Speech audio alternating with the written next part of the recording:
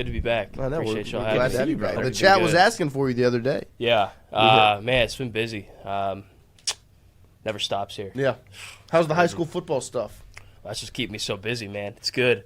Missed all of the month of June, basically, because the baseball team just had to keep winning. It was really God annoying. forbid, you know? I had to freaking go to Nebraska. It was just like, obviously I'd rather be at Zachary High on a Wednesday. Of course. I would genuinely love to be there, by the way. I mean, I'd love to be in two places at once. But no, it's been good. We've been doing our summer camp preview series for like longer than I've been alive, and then some. Probably as long as Lloyd's been alive, too. Maybe OG over there. Yeah. He's an old person. Is he? I'm just kidding. 30-plus years, and so we're about halfway done, and we got 3 weeks till the season starts. Still got to go to Central.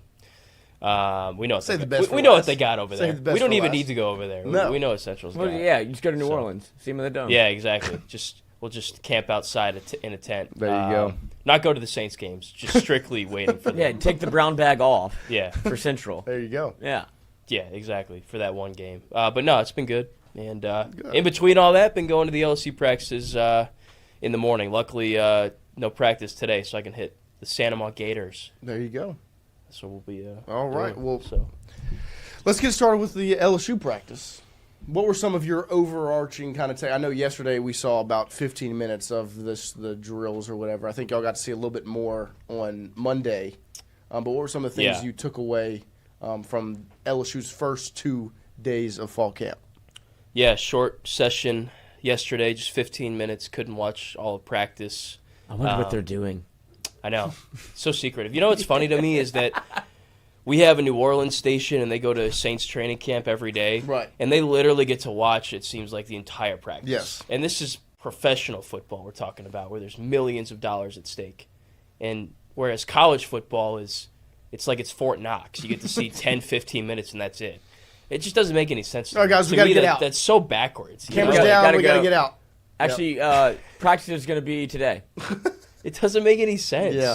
It's like professionally, you got guys getting paid $10 million out there, and the stake of your whole organization is on the line, yet the media gets to see everything. It's just like, it doesn't make any sense. But anyways. And fans get to go to practice. Like, exactly. You get to have fans at practice. Exactly. It's just weird, isn't it? This, as we know, there's nobody more insecure than a college football coach. Like, don't show them anything. We can't, we got some stuff over here that y'all can't even know about. Right. Like what? Jawan Johnson, you showed it to us. Yeah. You've already done the big sprinkle. Yeah. What more could be more surprising than that? Right. I think they were trying to tease us with that a little bit. Like, the funny part was, I think they were trying to keep that a secret, yet they did that during one of the open periods we could film. Right. So I'm not going to sit here and... With all that said, anything that you put out, we put out, any media that gets put out on Twitter is digested and absolutely, deep-throated by all of the fan base. It's because... That's why. Because it's secretive, so it almost makes it more... Yeah. I have to see... Blake Baker shakes a corner. It's like, get him off the team. Yeah. Insert defensive end looks good off a pass rush against Air. All American. I mean, we played your clip against Nussmeier playing, against Air. 11-0. Yeah. And we were like, I mean, he looks really good. I did it too. I mean, he looks sharp. The comment section on national champs guaranteed. Heisman loading. Yeah, right. Maybe. Maybe. See? Yeah, right. It's so easy to fall into the trap. It's just a soapbox of mine right there. It's just weird. Well, I think people are just so thirsty for. Yes. I'm one of them. I can't wait for it to play. Just play.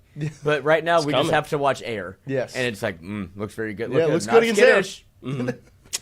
Well, I mean, we've seen them not play against Air too. We got to see ones against ones on Wednesday at the first practice because we were allowed to stay. It's nice they do let us stay sometimes and watch the whole practice, at least, even if we can't film it. Understandable. My shoulders couldn't take that anyway. Holding the camera for 2+ hours, I mean, but some guys really showed out in that. I thought the guy that really flashed to me was Bernard Gooden. He's a 4-star transfer defensive lineman. Late ad. He was a late ad, one that didn't get a lot of headlines because I think A.J. Halsey was the guy that people were really more concerned about, and understandably so, because LSU hasn't had good safety play recently, and I think that's the one thing they're missing on defense is that safety help and talent. But Gooden looked really good, man. He was swimming past the first-team offensive line, which could be a bad thing. We'll see. But I think it was more so positive because the D-line play, like the safety play, has been subpar in recent years. So love the depth they have. Like, he's projected to be a 2 right now, Gooden, but he didn't look like a 2 in the team drills at all. He's a little undersized, I guess, 260. He used to be 280, so I guess he trimmed down some. But I like what they have defensive line-wise.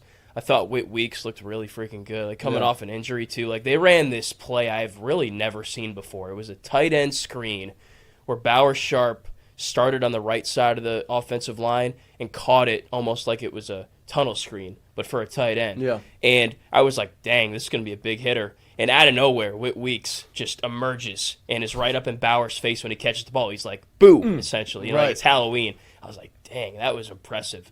So that's a guy that's very disciplined, clearly hasn't lost any of his speed from the injury he suffered in the bowl game.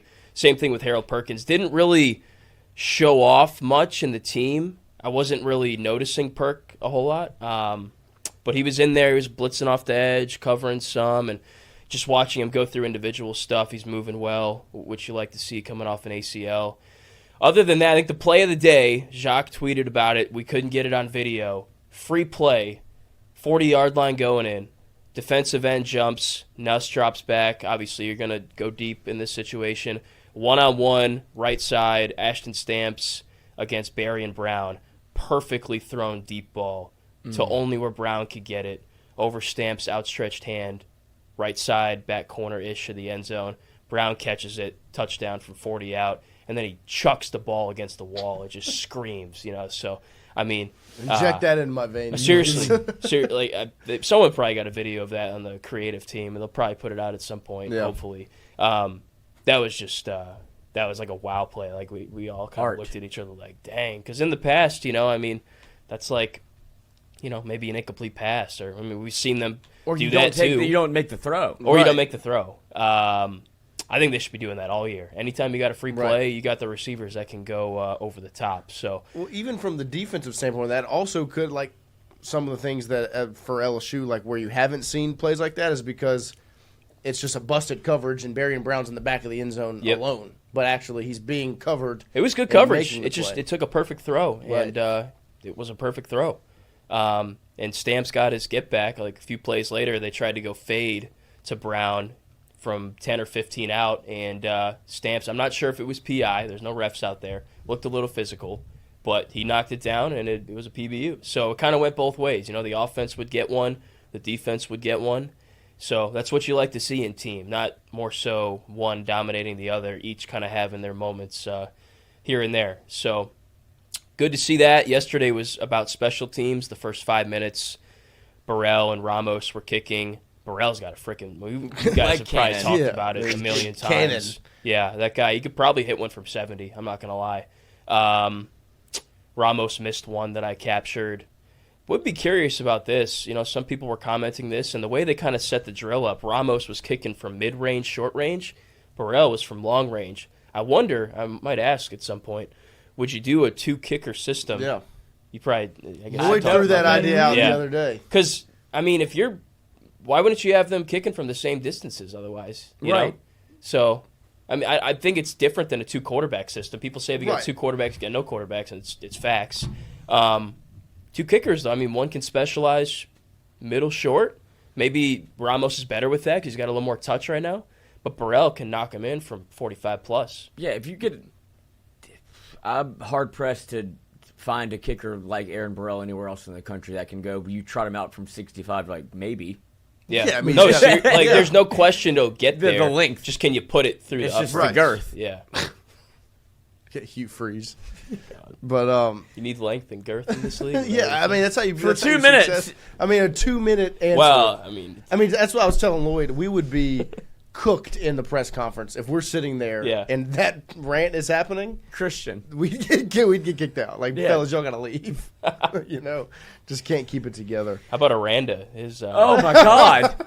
I listened to that, and he's a I funny listened guy. to it a lot. I just was failing to comprehend what he was getting at exactly. I just want to know the question. Yeah, I don't know what the question was. The question was about recruiting, I think, and how you get recruits to, like, you know, Buy in. yeah, One of us. yeah, but I don't know. They're made for Essentially, throwing. what he said is you got to make them think they're midgets. Yeah, I mean, Right, they're, they're made for throwing. 3 seconds in, he drops the M-bomb, and you're like, okay, we're going to go down this path. He does it again. He's like, Double I'm here down, now. double Double down, down. double Double down. Just I the mean- same thing with length and girth. Look, sometimes you make the wrong turn, and You you, keep don't want to dropping. show off that you made the wrong turn, so you just try to find your way back onto the main Everybody's path asleep in somewhere. the car. You Yeah. do a 3-point Yeah. turn in the middle of Segan Lane trying to get to the golf suites. You just, you take a right, maybe you drive down a golf cart path. There you go. You know, Find your If way. nobody says anything, it's not wrong. Right.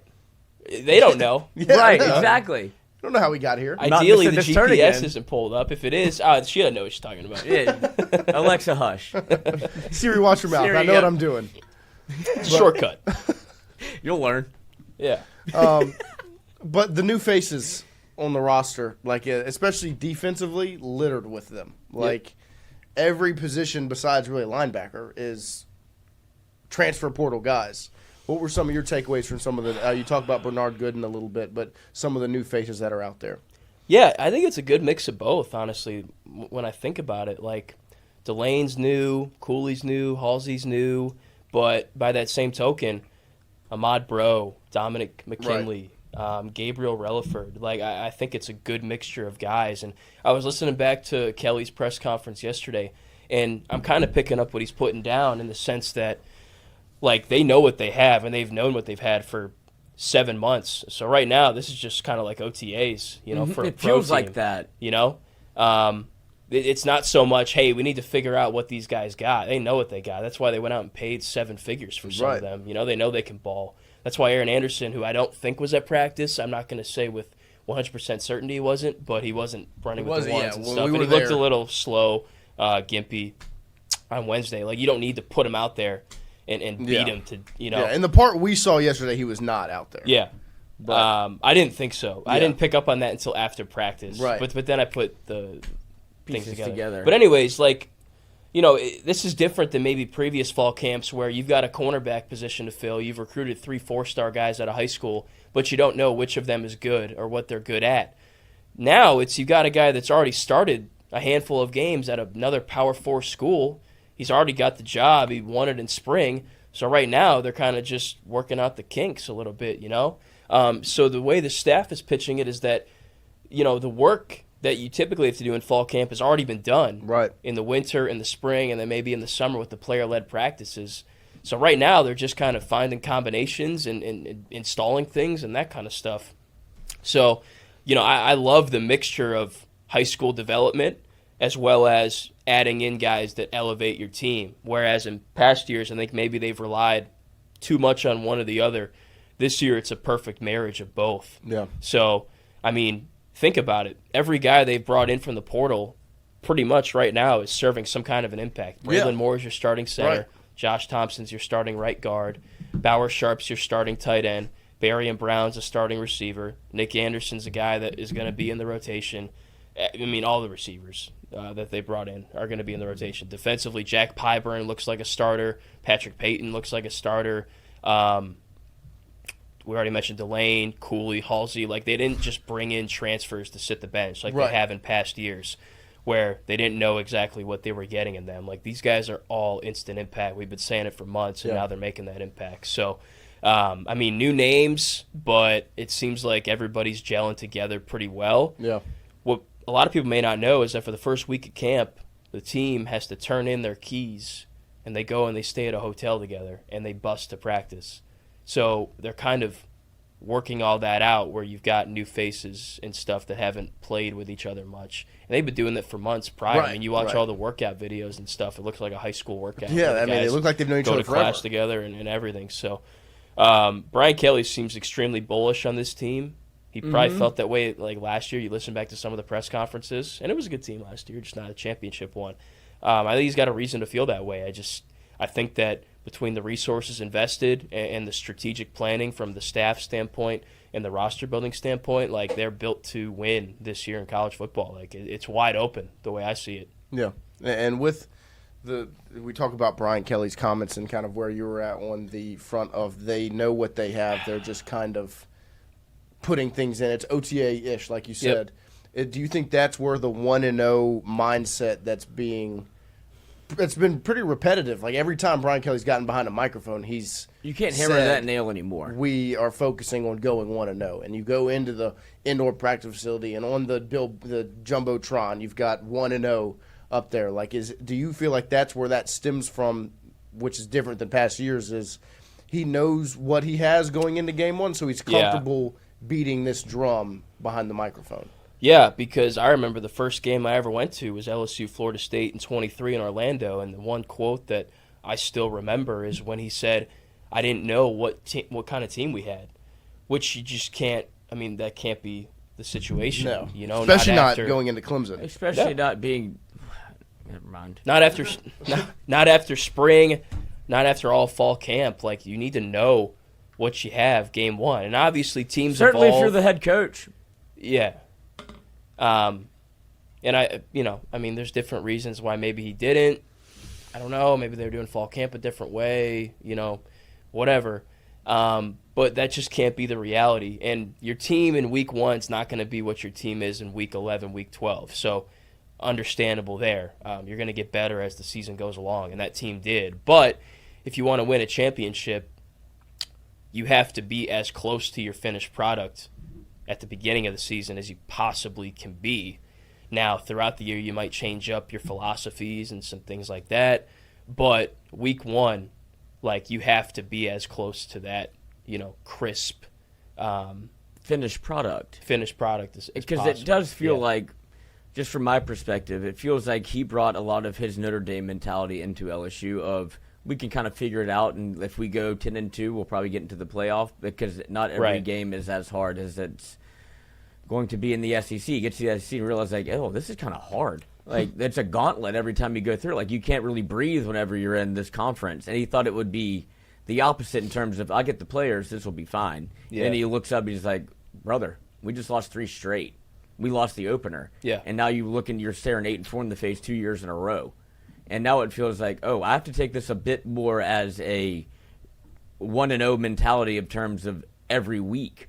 And it feels like I don't know why, but in year 4, he's kind of finally realized of, okay, we've put the pieces together, and it feels not as blustery as it used to be in terms of whenever he gets in front of the podium, and it's like, I have to pump this team up or purvey maybe an air of confidence that I don't have. Now it feels like, no, we're good. Mm-hmm.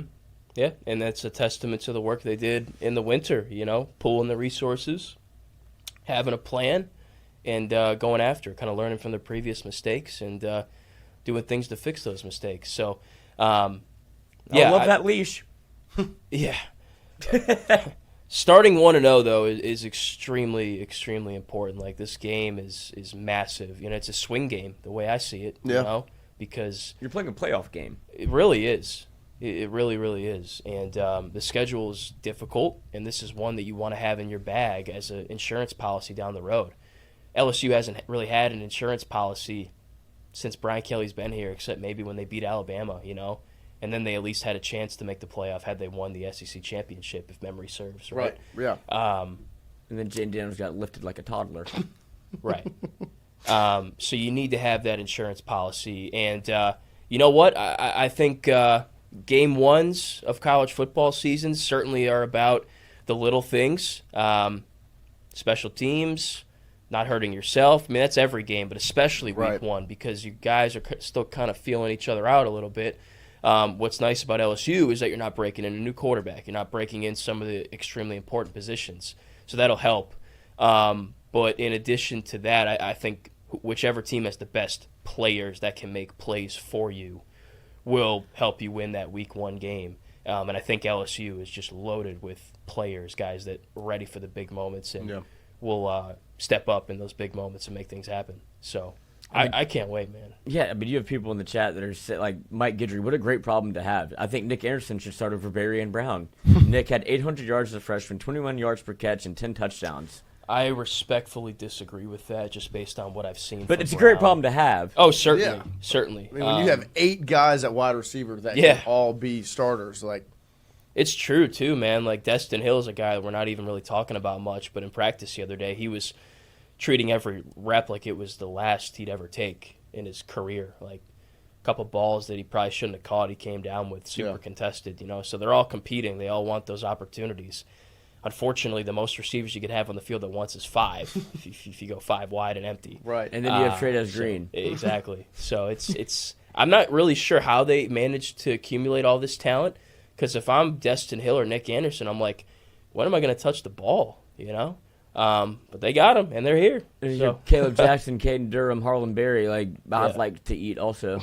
Yep. Right. And then Bauer Sharp, Trades, as you mentioned. Yeah. Destin Hill, Berry and Brown, Chris Hilton. Yep. Stop me. Aaron Anderson. Xavion. Like, you put out the tweet of, here's a look at LSU's first team offense at fall camp today. Xavier Thomas, Chris Hilton, Bauer Sharp, Berry and Brown running routes.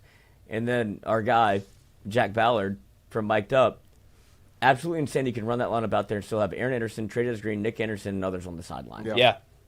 Like, you have 2 first teams. Yeah.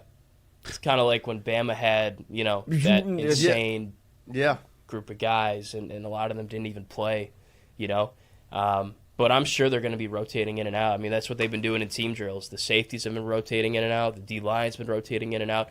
And that's what you need. I mean, you need depth. Like, you can have all the great first liners you want. This is kind of a hockey analogy. But you got to have a strong second line, third line, because injuries happen. And these are long games, especially in the SEC, which is extremely physical. And you got to have the ability to rotate guys in and out. In previous years, they have not had that. Right. You know, instead of putting in a Nick Anderson who set the Oklahoma record for touchdown catches as a freshman, you were putting out a recruit that has played in garbage time and you don't know can execute in big moments. You know Nick Anderson can execute in the big moments, man. So I just think that anytime Joe Sloan, Cortez Hankton, Alex Atkins turn around and they're like, all right, I need someone who's going to go out there and do something.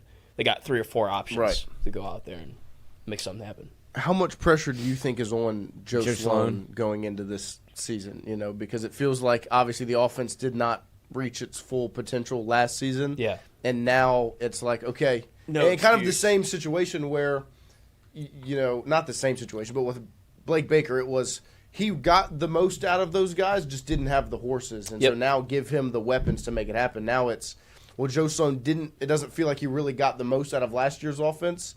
Here's some weapons to see if you can get the most out of this. You know, does it feel like there's some pressure added with that? Yeah, maybe so. And, you know, Coach Kelly echoed those sentiments in the press conference that he thought the coordinators, you know, did the best job they could last year, but they didn't have all the tools that they needed to succeed. Whereas this year, he feels like they do have all those tools. That's why they went out and spent all this money. And now they just got to do their jobs. So it seems like the way he was talking about Blake, all he needed was more players. Whereas with Coach Sloan, I feel like he had enough to be a little more successful last year. What they were missing, though, was more of that vertical passing game threat. Like, you can't force it. If you don't have the players to get it done, you can't do it. And Well, it Hilton looks so was hurt. different against Oklahoma when Chris And was back. Baylor. Right. Yeah, it looked like 2 different offenses. Like, that, I feel like, was the potential for the offense last year. Because that opens up your run game a little bit more. That allows for Trades Green to get some one-on-one matchups, you know. So I don't want to sit here and say that he underachieved last year, maybe slightly, but I just don't think that was the full potential of what they could have accomplished, and it's because of things that are out of his control, like Hilton Freshman having an center, injury. That's Chris not Hilton hurt. First-year starter. That's not in his control. Yeah, and you just got to kind of make the best out of the situation how you can. Now, they lacked at some spots. Certainly the run game left some things to be desired. You go get a coach. Yep. The decision-making sometimes in the backfield between Nuss and, you know, maybe Coach wasn't putting him in the most advantageous positions where he has security blankets and stuff to avoid making mistakes. But you know what? It was the first year those two were working together as a coordinator quarterback. So I think when you got continuity, it's going to help make things smoother. I mean, look at Jaden Daniels and Mike Denbrock, right? I mean, 22, they worked together for the first time, and then 23, he goes and wins the Heisman Trophy. So I think they have all the tools this year. Instead of having to, you know, screw in I don't know what you call it, but the screw with the star with a Phillips head. You have the one that fits into there nicely and can turn Flathead. it. Flathead. That's what they called me in high school. Wow. Oh, gosh. I don't even know what to say to That's that. disgusting. A pervert. Wow. Yeah. But that's the analogy I would use. I think they got all they need, and now it's just all about, putting together a game plan that fits and is going to breed success against another team. And you got to go out and you got to play football the way it's meant to be played. You turn the ball over, probably not going to win. You don't pick up first downs, probably not going to win. You put too much pressure on the defense, probably not going to win. You come up empty on drives because you miss field goals, probably not going to win. So, or you kick too many field goals and not score touchdowns. You're not going to win. Not going to win. Do you think that you see a different version of Brian Kelly in terms of when it comes to, like, you can even point back to 1 year ago against USC where they go for it twice on fourth down in the opening drive, also take the ball. But do you think that there's more maybe confidence in the defense where, like, we can take three as opposed to on 4th and 4 we have to go for it? Yeah, I don't think – I feel like they didn't go for it on 4th that much last year, but it feels that way because they didn't usually convert in those situations. But he's been kind of his calling card is, like, you can go back to the Alabama game that they won. Yeah. Where it was, like, we want the ball, we're going to score. Yeah. Like, we're going for 2. Yeah. Like, I think that's how you have to play. Yeah, at football, some points, but I think that's because – I mean, Alabama game was standing, but just the way that they've approached it is because he didn't have any confidence in his defense. Yeah, that's true. I think you can. He's an offensive guy. Yeah, I think you can have confidence in this defense this year. In my opinion, I think they just have way too much. Like, there's not a weak link the way I see it right now. Now that could change if you filled all those injuries spots. happen. But yeah, I mean, you've filled and backfilled with great players. You're not really bringing back a guy at a position where you're like, well, I don't really know how this is going to go. And you don't have to feel that way. Like, Jordan Gilbert started for safety for them last year, and he's now a second-team guy because you brought in someone that you felt could do the job better, So I think there's certainly a reason to have belief in this defense this season. I'm expecting Blake Baker, now that he has everything he seemingly needs, a lot of these guys he handpicked, no doubt, out of the portal to unleash the full wrath of what his philosophy is, whereas last year, you kind of saw it at points, but it wasn't necessarily all the guys that he needed to execute that defense perfectly. And maybe he couldn't even do things that he wanted to do because he didn't have the personnel. So, I think it's a really balanced team. Sometimes you got football teams that have a good defense and a not so good offense and vice versa, but this year they seem very balanced to me. So, with that said, was though, not that long ago. What'd you say? 2023 was not that long ago. Yes. But you had a very good offense. 2 years ago. Yes. Yeah. But by that same token, you got to be aggressive sometimes, and have that swagger about you. And I think this team, I mean, they've already shown it. Like, I've talked about it a little bit, like the way they compete against each other, the way the receivers make contested grabs with guys literally bear hugging them. They're hungry, and it's not all about the flashy play action, wide open. I mean, if they need gritty, dirty yards, they can get them that way too. So I like what I've seen so far. That was in camp and in the season, that was an issue last year. Was you need 4 yards, let's go get 4 yards. Yeah. So, well, I know you've got to get over to Santa Moss. We appreciate your time. Thanks for having me. We'll talk to you again soon. I'll see you at practice tomorrow. Yeah, I think it's a full all practice. day. So yeah, it'll tomorrow's gonna be a busy day, man. But appreciate you y'all having getting me like a on. Camelback. What's that? A Camelback. Like the little backpack. That water would be a bottle. good investment because Just more gear. We don't get water, and that 12-ouncer goes away. Yeah, it pretty goes down quick. Yeah, so that would be a smart move. You'd be like Dwight Schrute. You know who does Yes. give you? You know who does give you water? Jay Who? Johnson. Does he? Well, you just went into the dugout and had some. I asked. They give me smoothies. See? Well, no, they okay. After the natty, I went into the locker room. I read on the field, but the players' locker room.